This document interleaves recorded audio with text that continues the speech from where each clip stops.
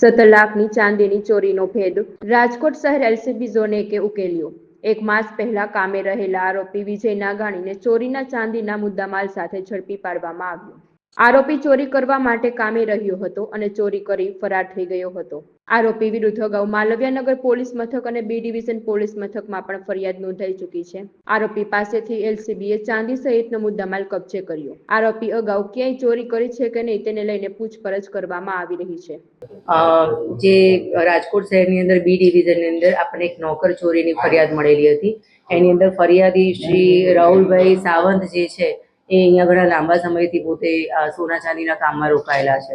તો એમણે મહિના પહેલા જે કારીગર રાખેલો હતો એ વિજય નટુભાઈ નાગાણી, એણે મહિના પહેલા રાખેલા એટલે એને જ પોતે આ નોકર ચોરી જે છે એ કરી અને લગભગ 17 લાખની ચાંદી લઈ અને ભાગી જવાની અમને ફરિયાદ મળી હતી।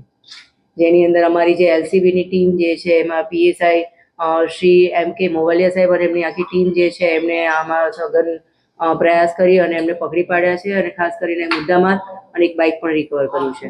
અને આ જે આરોપી છે એનું ઇન્ટ્રોગેશન કરતા ખબર પડે છે કે ભૂતકાળમાં પણ એ આવું કરવાની ટેવવાળો છે।